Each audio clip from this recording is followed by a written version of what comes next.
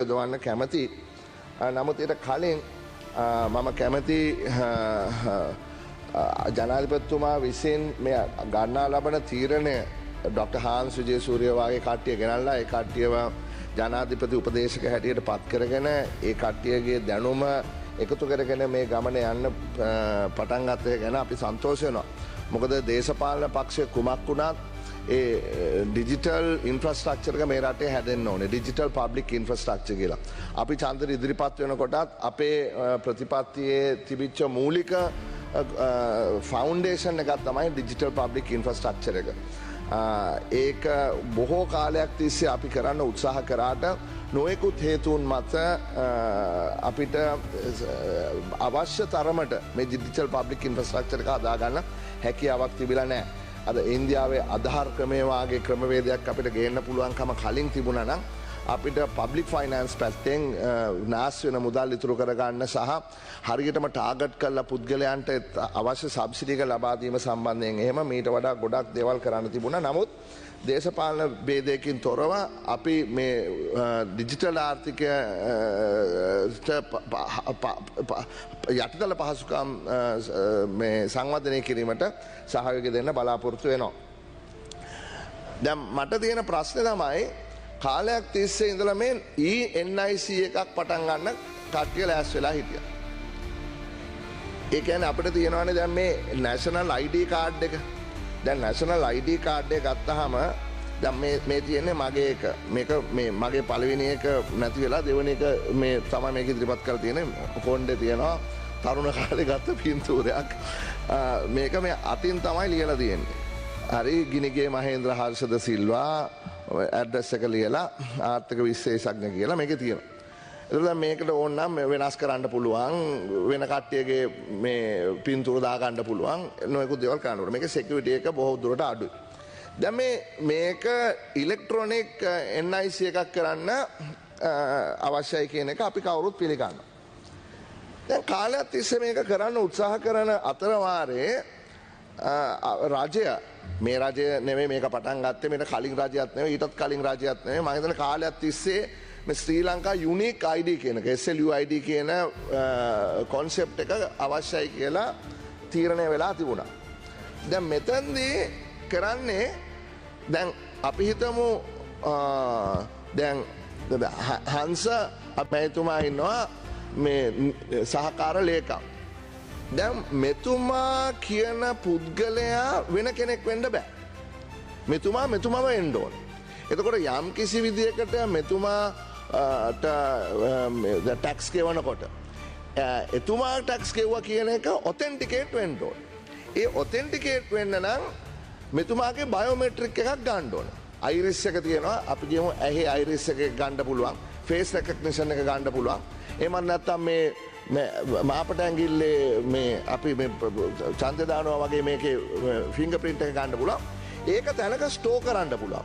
ඒක තැනක ස්ටෝ කරාම මෙතුමා යම්කිසි ට්‍රාන්සැක්ෂන් එකක නියැලෙනවා නම් ඒ මෙතුමාමයි කියන එක ඔතෙන්ටිකේට් කරන්න අපිට පුළුවන් වෙනවා අර ආධාර් වාගේ ඩේටාබේස් එකක් හදලා ලංකාවේ ඉන්න සියලුම පුද්ගලයන්ගේ බයෝමෙට්‍රික් එක එතන ස්ටෝ කරාම යම් වෙන ට්‍රාන්සැක්ෂන් එක කරනකොට ඒ කරේ මෙයාද කියනක ඒ ඉන්ස්ටන්ට්ලි නැනෝ සෙකන්ඩ් එකකින් දැනගන්න පුළුවන් සිස්ටම් එකක් තමයි මේ ශ්‍රී ලංකා යුනික් ID සිස්ටම් එක හරහා හැදෙන්නේ.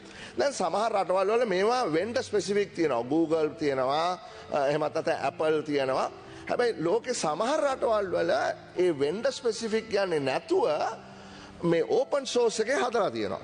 දැන් ඉන්දියාව වගේ රටක් තමයි ඉස්සෙල්ලා මේ ඕපන් සෝස් ක්‍රමවේදය යටතේ මෙවැනි සිස්ටම් එකක් හැදුවේ. සිස්ටම් එක හදලා මොකද මම ගියා මේක බලන්න. මොකද එකපාරක් මට මංගල ඇමතුමා කිව්වා පොඩ්ඩක් ගිහිල්ලා මේක හොයලා බලන්න ලංකාවේ මේක අපි එස්ටැබ්ලිෂ් කරන්න ඕනේ කියලා. ඒවකට හිටපු ඩිජිටල් ඇමති හරින් ෆර්නෑන්ඩෝ මහතුමාත් මිසිස් මුබාරක් ICT එකේ සභාපතිතුමිය සහ තව කණ්ඩායමක් සමග අපි ඉන්දියාවේ අධාරකට කතා කරලා අපි උදේ ගිහිල්ලා මුළු දවසම ඒක මේ ස්ටඩි කරලා හැන්දෑවේ ඇවිල්ලා අපි මම රිපෝට් එකක් ඉදිරිපත් කරා. ඒකත් එක්ක තමයි මගේ මේ දැනුම මේ සම්බන්ධයෙන් මුලින්ම පටන් ගත්තේ. එතකොට මේ ඉන්දියාවේ හදලපු සිස්ටම් එක කිසි විදියකට මේ වෙන්ඩ ස්පෙසිෆික් නෑ. මේ වෙන්ඩ ස්පෙසිෆික් නැති සිස්ටම් එකක් තමයි මේ මොසිප් කියලා මොඩියුලර් ඕපන් සෝස් අයිඩෙන්ටිෆිකේෂන් ප්ලැට්ෆෝම් කියලා ඉන්දියාවයි ලංකාවයි අතර ගනුදෙනුවක් කරන්න එකඟ වුණේ දැන් අවුරුදු 3-4කට කලින්. එතකොට ඒ මොසිප් සිස්ටම් එක හරහා අධාර වාගේ අපිට හැකියාවක් ලැබෙනවා අර අපේ සිටිසන්ලාගේ බයෝමෙට්‍රික් එක ස්ටෝ කරන්න. දැන් මෙතන ලොකු කතාවක් ගියා මෙහෙම බයෝමෙට්‍රික් එක ස්ටෝ කරාම ඉන්දියාව ඇවිල්ලා අපේ බයෝමෙට්‍රික් එක හොරකම් කරගෙන යයි කියලා. මම ඔබතුමාට වෛද්‍යවරයෙක් හැටියට යමක් කියන්නම්. මම පටන් ගත්තත් 2015 චන්දයෙන් පස්සේ අපි එකතු වෙලා මේ ඇම්බියුලන්ස් එකක් ගෙන ලංකාවට ඔබතුමා හොඳට දන්නවා 1990 සුවසැරේ. එතකොට ඔබට මතකයි මට කොච්චර ප්‍රහාර එල්ල කරාද? මම ඉන්දියාවේ ඉන්ටෙලිජන්ස් එකේ ඒජන්තෙක් මම කරන්න හදන්නේ ලංකාවේ බයෝමෙට්‍රික්ස් ටික අරගෙන ඉන්දියාවට ගෙනියන්න හදනවා කියලා. කොච්චරනම් මෙතන මාව ක්‍රිටිසයිස් කරපු කට්ටියට කිව්වට එහෙම කරන්න හැකියාවක් නැහැ කියලා ඕන එක පිළිගත්තේ නැහැ. හැබැයි අද වෙනකොට ඕන් පිළි අරගෙන තියෙනවා. ඒ වගේම වැඩක් තමයි මේ වෙන්නේ යන්නේ. මේ සමහර කට්ටිය නැෂනල් සිකියුරිටි කියලා ලොකු බිල් එකක් මවලා කියනවා මේ ටික අරගෙන වෙනකොට හරියට එහෙම කරන්න බෑ. අද අපි 1990 ඇම්බියුලන්ස් සේවාවේ පුද්ගලයෝ ලක්ෂ 20කට වඩා අපිට ඉන්ෆර්මේෂන් තියෙනවා ඒ කට්ටියගේ. නමුත් ඒක ඉන්ෆර්මේෂන් එකක් වෙන රටකට කොහොමවත් ගිහිල්ලා නැහැ.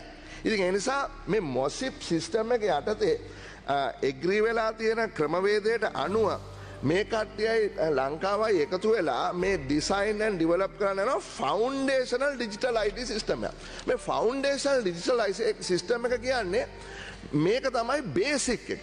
මේ බේසික් එක අපි කොටස් දෙකක් තියෙනවා.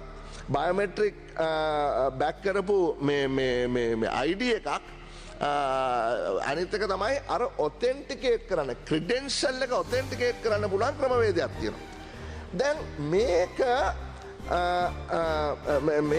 මේක ඊයේ හාන්ස් විදේශූරිය ඩොක්ටර් හාන්ස් ප්‍රසන්ටේෂන් එකක් කරා. ඔහු මේකේ තියෙන වැදගත්කම ගැන පාර්ලිමේන්තු මන්ත්‍රීවරුවා දැනුවත් කරා. මේක මේ ෆිසිකල් ඇන්ඩ් ඩිජිටල් ක්‍රෙඩෙන්ෂල් මේ කපල් කරන එකක් කිව්වා. යුනික් කී එකක් තියෙන එකක් කිව්වා. මේක නැෂනල් ඩේටා එක්ස්චේන්ජ් එකක් කියලා කිව්වා. බෙස්ට් ඉන් ක්ලාස් කියලා කිව්වා. හයිලි සිකියුර් කියලා කිව්වා. වෙන්ඩර් ඉන්ඩිපෙන්ඩන්ට් කියලාද කිව්වා. දැන් තියෙන ප්‍රශ්නේ තමයි මේක හොඳයි මේක කරන්න ඕන.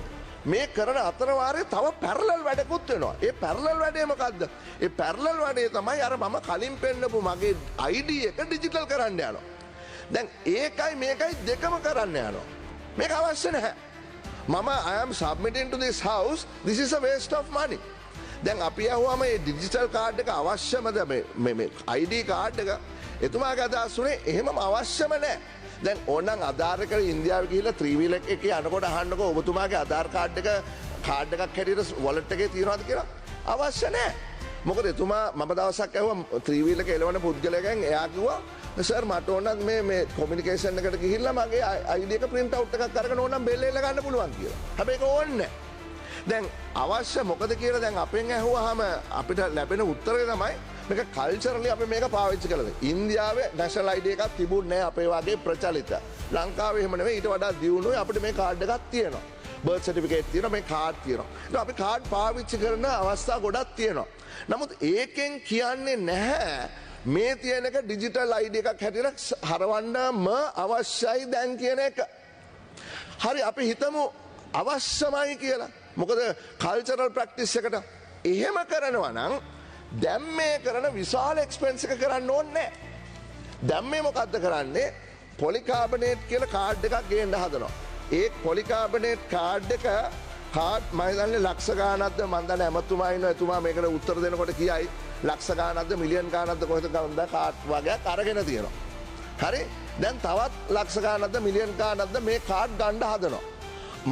මගේ ප්‍රපෝසල් එක හරි අපි හිතමුකෝ මේක කල්චරල් ප්‍රැක්ටිසස් වලට අවශ්‍යයි කියලා මේ ගරු නියෝජ්‍ය කතානායකතුමා ගරු නියෝජ්‍ය ඇමතුමා එහෙමනම් මේක අපි නිකම් PVC කාඩ් එකක් කරමු.